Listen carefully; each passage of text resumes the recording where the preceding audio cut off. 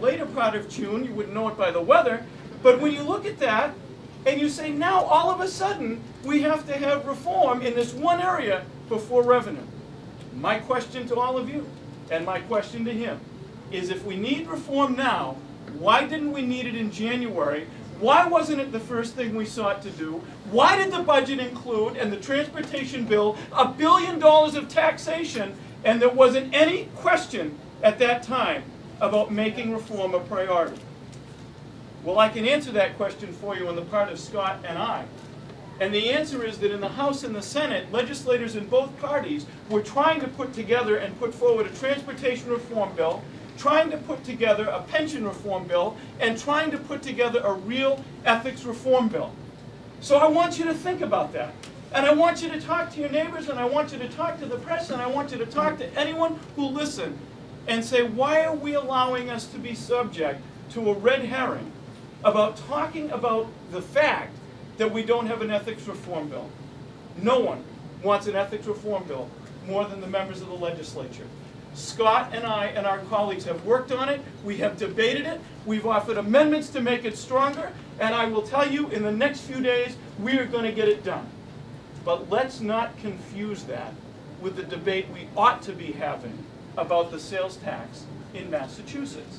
A sales tax which the Beacon Hill Institute has estimated will crush another 12,000 jobs in a recession where we fear we're going to lose 143,000 jobs.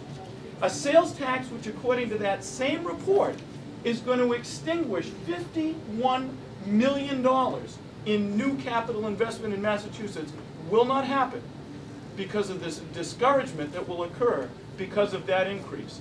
And by the way, 26 of that 51 million we're expecting from Arthur Allen. The rest comes from everybody else. But the point is that we're doing something, and we're on the verge of doing something that is very, very bad. Don't be subjected to a shell game. Don't think that this is about trying to get an ethics reform bill done that's going to get done, because we're going to work on it and make sure it does. And let me tell you one other thing. Scott Brown and Bruce Tarr and our colleagues in the Republican Senatorial Caucus are not rubber stamps. If we don't get a strong ethics bill, we're not going to vote no. Yes, we're going to vote no. But we're confident we're going to get a good bill, and we're going to vote yes. But don't confuse that. And don't allow anyone else to confuse that with the debate over whether or not we should have an increase in the sales tax. The answer is we shouldn't. And there are people that are going to try to distract us and make us think about everything else in the world. But we know a little better than that. We know that in Massachusetts, we need to be more competitive. We need to encourage investment. And as I mentioned the last time we were together and had a chance to talk, we need to think about the businesses in this state that are like the Starboard Galley, that are like all of the ones here as we walk around downtown in Newburyport and downtown anywhere else in Massachusetts. And we need to think about what we're going to do with them, because we're counting on them. We're counting on them to create 60 to 80% of the jobs we need to emerge from this recession. And what kind of message do we send if we say, by the way, in a recession that by everyone's account is consumer spending driven, we take over $633 million out of individual pockets and put them into the coffers of state government that continues to not be able to enact the reforms that it needs to before it even thinks about a tax.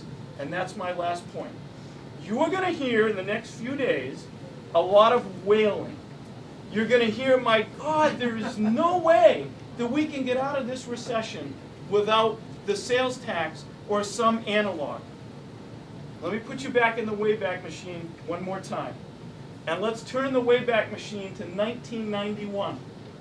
After we had one of the largest changes in the legislature that history in Massachusetts had ever seen. And there are a couple of legislators that were part of that, and a couple that were part of that era. Frank Cousins came onto the scene in that era.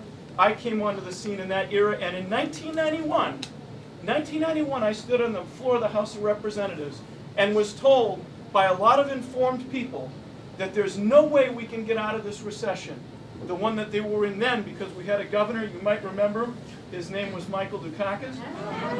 And we were told after that, after the recession that was largely precipitated by out-of-control state spending, so we now have Bill Weld, Paul Cellucci, a number of new Republican legislators, and a new attitude.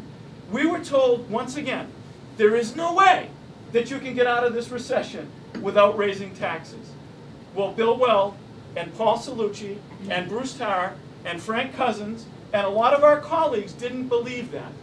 And so what we said was, no, getting out of a recession isn't about trying to generate a stopgap measure and create new revenue for state government. Getting out of a recession is about creating new prosperity for citizens who can then support state government without an undue burden. And we cut, and we reduced, and we eliminated more than 40 taxes. And a $2 billion deficit turned into a $2 billion surplus. Fast forward to June of 2009. Why did we forget that lesson? Why did we forget that the way to enhance the ability of state government to deliver services is to control spending, restructure service delivery, and then work as hard as you can to create prosperity in the private sector? Some of us didn't. And Scott and I fight every day to make sure that we can get back on track. But now's the time we need you. Because now, when we sat in this room, maybe a year ago or 2 years ago, when we had 10 people, now how many do we have? People are paying attention. They want hope. They want to know that somebody out there understands what they understand and understands what they're doing with their budgets and what they would do to turn state government around. And we want them to know that we have a message that can give them that hope. And we're going to reach out and work with them to continue to build the partnership, to build the numbers, to build the network, and to say together, really together, we can. And that's the day that we look forward to and that Scott and I very much need your help with. And we never forget how important it is to have you talking to your neighbor in the convenience store or putting up a sign for us or asking for money, which is so incredibly hard to do, particularly now. But we appreciate all the things you do for us. And being part of that team and that continuum, we're going to have the chance to look back, if we do it right, and say there was a time when Massachusetts was on its knees, and we worked together and lifted it up to a point where it was once again a leader among states and came out of this recession far stronger than we went in. That's what it's all about. That's what we need you to help us with. Let's remember how things can work, and let's think to that better day. It's great to be with you again. I appreciate the chance to say that.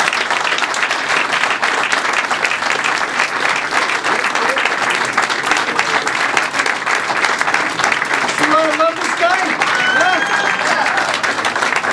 Thank you very much. I'll be happy to answer why that doesn't work. Get a pen, everybody. Get a file. Get a pen and an elbow.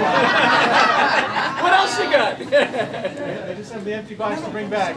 Remember, I have to head out because I have kids at home who still like to see their dad. So I will see you all soon. I'm going to leave more pens and nail files right here. All right, thank you very much. Thank you so much. All right, Dad, I'll see you later. Thank you.